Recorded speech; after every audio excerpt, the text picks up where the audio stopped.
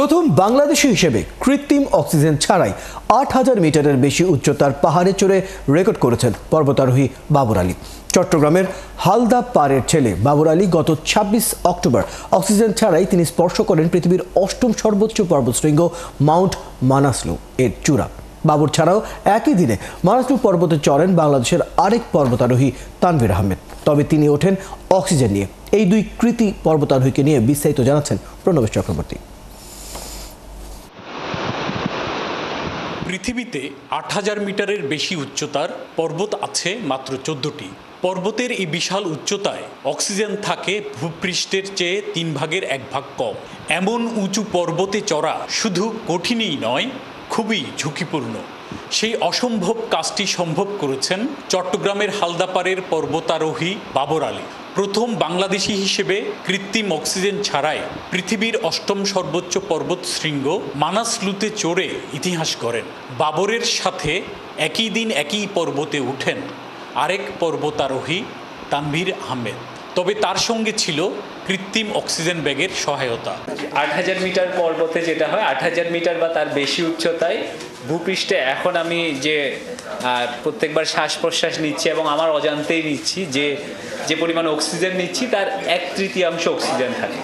তো আপনাকে অনেক বেশি ব্রিদিং করতে হয় এবং প্রত্যেকটা step it becomes more difficult oxygen ছাড়া। আমি দেখছি যে যেমন আমার সাথে যে ক্লাইম্বিং গাইড ছিল ও অক্সিজেন ইউজ করছিল। তো হয়তো এমন হয় অনেক ক্ষেত্রে যে অন্যকে দেখে একটু আপনার কষ্টই লাগে যে এত কষ্ট করে ব্রিথ করতে হচ্ছে।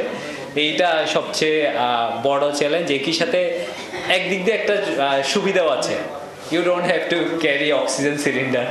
নির্দিষ্ট উচ্চতার মধ্যে খেলা, যেমন ৬,০০০-৭,০০০-এর ভিতরে, আর এর উপরে যখন যাচ্ছি তখন জিনিসটা একটু ডিফারেন্ট। যে এটার যে ওয়েদার বা এটার যে তাপমাত্রা সেইটার সাথে অ্যাডজাস্ট করে নেওয়া বডিকে মানসিকভাবে প্রস্তুত থাকা, সেইটাই আসলে মূল ডিফারেন্সটা তৈরি করে। শনিবার চট্টগ্রাম প্রেস ক্লাবে পতাকা প্রত্যর্পণ অনুষ্ঠানে দুই পর্বতারোহী তুলে ধরেন ৮,০০০ শৃঙ্গ মানাসলু চড়ার অভিজ্ঞতার কথা। পশ্চিমারা মূলত এই ধরনের বলবো পাগলামিগুলা করে থাকে। বাঙালি সবসময় ভেতোয়ার ঘরগুনো ছিল বেশিরভাগ ক্ষেত্রে, ওইভাবেই সবসময় একটা ট্যাগ লাগানো থাকতো। কিন্তু আসলে যে আমরা প্রপার ট্রেনিং করলে এবং ওই মানসিক শক্তিটুকু থাকলে আসলে যেটা সম্ভব, সেটা মনে হয় পরের জেনারেশন যারা আছে বা পরের পর্বতারোহী যারা আছে তারা এই ব্যাপারটা এগিয়ে নিবে, এটা আমার একদমই দৃঢ় বিশ্বাস।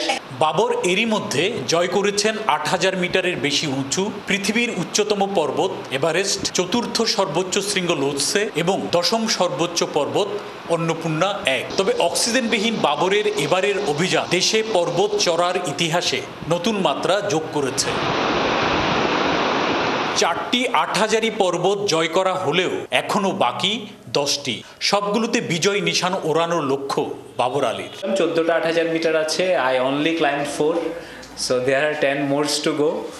এবং সামনের দিনগুলোতে আমি আসলেই খুব মুখিয়ে আছি যে সামনে আর যে চ্যালেঞ্জেসগুলো আছে এর মধ্যে বেশ কয়েকটা খুব কঠিন মাউন্টেনও আছে।